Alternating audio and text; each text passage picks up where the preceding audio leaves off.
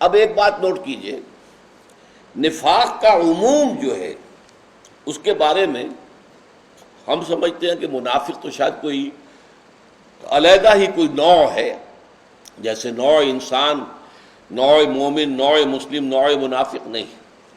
منافق بھی مسلم ہوتا ہے for all legal purposes, for all practical purposes, منافق مسلم ہوتا ہے، البتہ اندر سے مومن نہیں ہوتا۔ مسلم ہے، قانوناً اسلام اس کا ثابت، لیکن اندر مومن نہیں ہے۔ یہ کیفیت ہے در حقیقت یہ منافق کی۔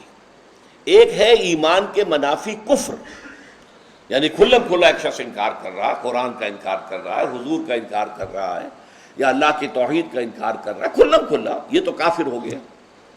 ایک وہ شخص ہے کہ جو اپنے اوپر اسلام کا پردہ ڈالے ہوئے ہے، کہتا ہے میں مسلمان ہوں، کلمہ شہادت ادا کرتا ہے، نماز پڑھتا ہے، روزہ رکھتا ہے، لیکن اندر سے کافر ہے، اس کے دل میں ایمان کی کوئی رمق موجود نہیں ہے۔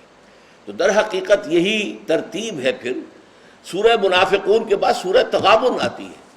سورہ تغابن ہم اس منتخب نصاب کے دوسرے حصے میں پڑھ چکے ہیں، اور وہ حقیقت و ثمرات ایمان کے موضوع پر قرآن مجید کی جامع ترین صورت ہے۔ تو گویا کہ نفاق کا ایک مخالف ہے کفر، اس سے یہاں بحث نہیں ہو رہی۔ نفاق کا ایک دوسرا متضاد ہے ایمان، اس سے یہاں بحث ہو رہی ہے۔ تو ایمان کے دو مخالف سمجھیے، ایک کفر، اس سے بحث نہیں ہے، ایک نفاق کہ بظاہر ایک شخص مسلم ہے، وہ اقرار کر رہا ہے، لیکن حقیقت میں وہ مومن نہیں ہے۔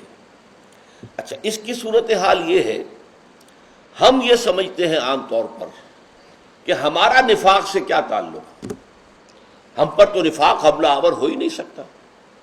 دیکھیے اس میں حضرت حسن بصری رحمۃ اللہ علیہ کا قول ہے، ما امنہ الا منافق ولا خافہ الا مومن۔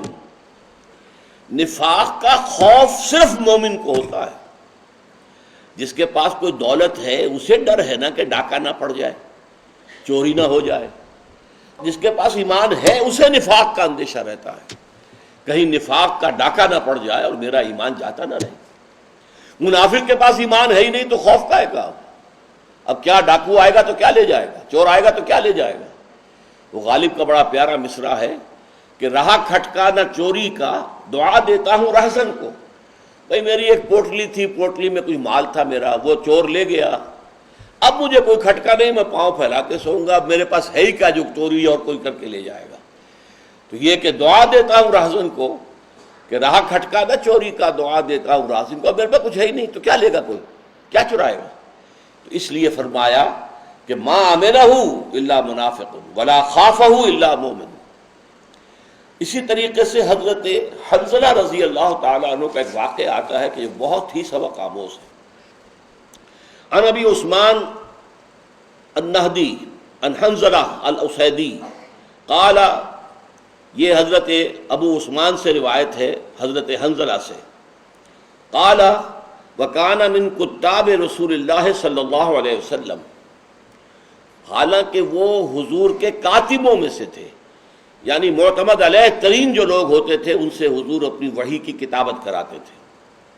قال لقینی ابو بکر فقال کیف انت یا حنظلہ، وہ کہتے ہیں کہ میری ملاقات ہوئی حضرت ابو بکر سے تو انہوں نے مجھ سے پوچھا کیسے حال ہے، کیا حال ہے تمہارا حنظلہ؟ قال قلت نافق حنظلہ نافق حنظلہ نافق حنظلہ، میں نے عرض کیا کہ حنظلہ تو منافق ہو گیا، حنظلہ تو منافق ہو گیا، حنظلہ تو منافق ہو گیا۔ قال سبحان اللہ ما تقول، حضرت ابو بکر نے فرمایا اللہ پاک ہے، تم کیا کہہ رہے ہو، سوچو تو صحیح۔ قال قلت نکون عند رسول اللہ صلی اللہ علیہ وسلم یذکرنا بالنار والجنت حتی کأننا رأی العین، میں نے کہا کہ جب ہم ہوتے ہیں حضور کی خدمت میں، حضور کی صحبت میں، اور آپ ہمیں نصیحت فرماتے ہیں، یاد دہانی کراتے ہیں، جہنم کا ذکر کرتے ہیں اور جنت کا ذکر کرتے ہیں، تو ہمیں ایسا محسوس ہوتا ہے کہ ہمیں جنت اور دوزخ آنکھوں سے نظر آ رہی ہیں، اس درجے یقین ہمیں پیدا ہو جاتا ہے۔ فَإِذَا خَرَجْنَا مِنْ عِنْدِ رَسُولِ اللَّهِ صلی اللہ علیہ وسلم، پھر جب ہم حضور کے پاس سے نکل کر آپ کی صحبت سے اٹھ کر آتے ہیں، عَافَسْنَا الْأَزْوَاجَ وَالْأَوْلَادَ، اب اس کے بعد آ کر ہم بیویوں میں اور اولاد میں مشغول ہو جاتے ہیں۔ پھر ہماری وہ کیفیات نہیں ہوتی. فضیعات فنسینا کثیرا، اور ضائع کرنے والی چیزوں میں ہم مشغول ہو جاتے ہیں تو بہت سی باتیں ہم بھول جاتے ہیں. قال ابو بکر فواللہ الا نلقى مثل هذا، حضرت ابو بکر نے فرمایا، اگرچہ حضرت ابو بکر خود جواب دے سکتے تھے، وضاحت کر سکتے تھے، لیکن انہوں نے موقع کو اچھا سمجھا. فرمایا بھائی اللہ کی قسم یہ کیفیت تو میری بھی ہے. فانطلقت انا وابو بکر حتى دخلنا على رسول اللہ صلی اللہ علیہ وسلم، تو اب میں اور ابو بکر دونوں چلے یہاں تک کہ حضور کے پاس ہم داخل ہوئے، حضور جہاں تشریف فرما تھے. قلت نافق حنظلہ یا رسول اللہ، میں نے کہا اے اللہ کے رسول حنظلہ تو منافق ہو گیا. قال رسول اللہ صلی اللہ علیہ وسلم وما ذاک، حضور نے سوال کیا کیا بات ہے، کیا کیفیت ہے جس سے تم نفاق سے تعبیر کر رہے ہو. قلت یا رسول اللہ نکون عندک تذکرنا بالنار والجنہ، اے اللہ کے رسول میں نے عرض کیا ہم جب آپ کے پاس ہوتے ہیں آپ ہمیں یہ تذکیر کرتے ہیں، یاد دہانی کراتے ہیں جہنم سے بھی اور جنت سے بھی. حتیٰ کأننا رأی العین، ہمیں ایسا محسوس ہوتا ہے کہ ہم اپنی آنکھوں سے دیکھ رہے ہیں. فإذا خرجنا من عندک، پھر جب ہم آپ کے پاس سے چلے جاتے ہیں، عافسنا الازواج والاولاد والضیعات فنسینا کثیرا، تو اب ہم مشغول ہو جاتے ہیں اپنی بیویوں میں، اولاد میں، اور جو چیزیں ضائع ہونے والی ہیں دنیا کی چیزیں ہیں تو ہم کافی چیزیں بھول جاتے ہیں. قال رسول اللہ صلی اللہ علیہ وسلم، اب یہ دیکھیے جملہ ہے حضور نے کیا فرمایا، والذی نفسی بیدہ، دیکھو مجھے قسم ہے اس ذات کی جس کے ہاتھ میں میری جان ہے، ان لو تدومون علی ما تکونون عندی وفی الذکر، اگر تمہاری وہ کیفیت مسلسل رہے جو میری صحبت میں ہوتی ہے اور ذکر کے وقت ہوتی ہے، لصافحتکم الملائکۃ علی فرشکم، تو پھر فرشتے تم سے تمہارے فرش تمہارے بستروں پر مصافحہ کرنے کے لیے آتے ہیں، وفی طرقکم، تمہارے راستوں میں. ولیکن یا حنظلۃ ساعۃ وساعۃ، یہ کیفیات جو ہیں یہ تو کبھی کبھی نصیب ہوتی ہیں، اس کی دوام نہیں ہو سکتا. یہ کیفیت کہ جیسے آنکھوں سے تم دیکھ رہے ہو جنت کو اور آنکھوں سے دیکھ رہے ہو دوزخ کو، یہ کیفیت جو ہے ساعتاً فساعتاً کبھی کبھی حاصل ہوتی ہے، ہمیشہ نہیں ہوتی. یہ صحیح مسلم کی روایت ہے. تو اس سے جو اندازہ میں آپ کو دینا چاہ رہا ہوں یہ ہے کہ اہل ایمان کو تو خوف رہتا ہے، خدشہ لاحق رہتا ہے، وہ اپنے اندر ذرا سا بھی فرق محسوس کرتے ہیں تو وہ اسے نفاق سے تعبیر کرتے ہیں. اب دیکھیے حضرت حذیفہ رضی اللہ تعالی عنہ کو حضور نے کچھ منافقین کے نام بتا دیے تھے. غزوہ تبوک سے جب واپس آ رہے تھے تو ایک تنگ سی گھاٹی میں سے گزر ہوا جہاں سے بس ایک اونٹ ایک وقت میں گزر سکتا تھا. تو حضور کے آگے آگے ایک صحابی چل رہے تھے لاٹھی لے کر، اور پیچھے حضور کی اونٹنی ہے، اور اس کے بعد ذرا فاصلے پر دوسرے صحابہ ہیں. تو کچھ منافق وہاں چھپے ہوئے تھے، انہوں نے حملہ کیا حضور کی جان لینے کے لیے. تو وہ جو صاحب آگے تھے لاٹھی لے کر، انہوں نے اپنی لاٹھی کی مدد سے انہیں کھدیڑ دیا وہاں سے.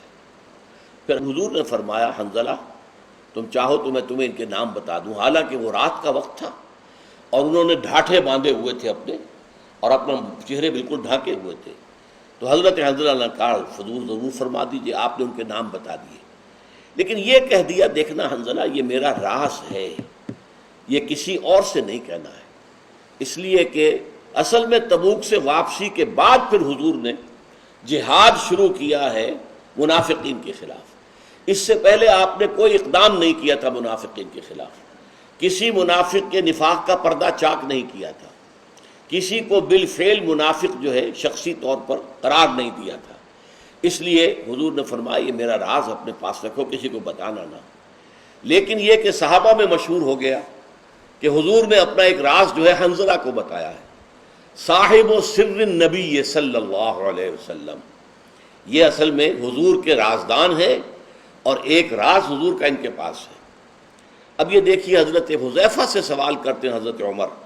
ان حذیفہ، حضرت حذیفہ سے روایت ہے قال مر بی عمر بن الخطاب وانا جالس فی المسجد، کہ میرے پاس سے عمر ابن خطاب رضی اللہ تعالیٰ عنہ کا گزر ہوا اور میں مسجد میں بیٹھا ہوا تھا. فقال علی یا حذیفہ، تو انہوں نے مجھ سے کہا حضرت عمر نے، یا حذیفہ ان فلانا قد مات فاشہدہ، وہ فلاں شخص فوت ہو گیا، جاؤ وہاں نماز جنازہ میں شرکت کرو. ثم مضى، یہاں تک پھر چلے گئے وہ.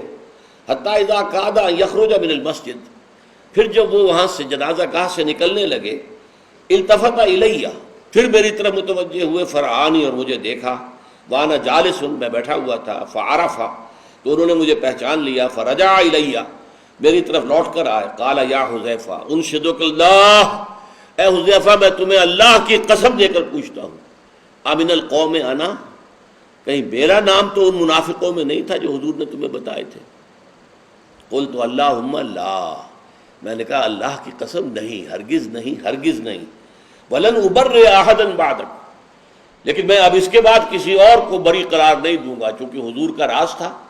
اب آپ نے تو پوائنٹڈلی پوچھ لیا کہ کہیں میرا نام تو نہیں تھا، تو میں نے آپ کو بتا دیا، لیکن اب میں کسی اور سے یہ بات نہیں کہوں گا، اس لیے کہ حضور کے راز کو مجھے اپنے پاس محفوظ رکھنا ہے۔ یہ ہے کیفیت کہ منافق جو ہے وہ نفاق سے اپنے آپ کو معمون سمجھتا ہے۔ مجھ سے نفاق کا کیا سروکار، بلکہ ایک اور حدیث میں آپ کو سنا دوں، انسان کے احساس کا عالم جو ہوتا ہے وہ اصل میں ہے فیصلہ کن شے۔ عن ابن مسعود رضی اللہ عنہ ان المؤمن یرا ذنوبہ کانہ قاعد تحت جبل یخاف ان یقع علیہ۔ حضرت عبداللہ ابن مسعود رضی اللہ تعالیٰ عنہ فرماتے ہیں، مومن کا حال یہ ہوتا ہے کہ وہ اپنے گناہوں کو دیکھتا ہے تو اس کی کیفیت یہ ہو جاتی ہے گویا کہ وہ ایک پہاڑ کے نیچے بیٹھا ہے، پہاڑ اس پر گرنے والا ہے، یعنی اپنے گناہ کا اتنا شدید احساس، اتنا احساس زیاں، اتنا طبیعت پر بوجھ ہوتا ہے کہ جیسے پہاڑ اس پر گرنے والا ہے۔ وَإِنَّ الْفَاجِرَ، اور جو فاسق و فاجر ہوتا ہے عادی ہے، یرا ذنوبہ کذباب مر علی انفہ، وہ اپنے گناہوں کو ایسے دیکھتا ہے جیسے کہ بس مکھی تھی جو اس کی ناک پر آ کر بیٹھی، اس نے وہاں سے ہٹا دیا۔ فقال بہ ھکذا، اے بیدہ، اپنے ہاتھ سے اس نے ہٹا دیا، فذبہ عنہ، وہ وہاں سے چلی گئی۔ تو بس احساس تو ہوتا ہے فاسق کو بھی، فاجر کو بھی، کہ میں نے گناہ کیا ہے، غلط کام کیا، بس اتنا ہی ہوتا ہے کہ جیسے مکھی ناک پر بیٹھی تھی، آپ نے ہاتھ کا اشارہ کیا، اڑا دیا، بس۔ اور مومن حقیقی جو ہے اس کا حال یہ ہوتا ہے کہ اگر اس کے گناہ کا احساس اسے ہوتا ہے تو یوں محسوس کرتا ہے جیسے پہاڑ تلے آ گیا اور پہاڑ اس پر گرنے والا ہے۔ بارک اللہ لی ولکم فی القرآن العظیم ونفعنی وإیاکم بالآیات والذکر الحکیم۔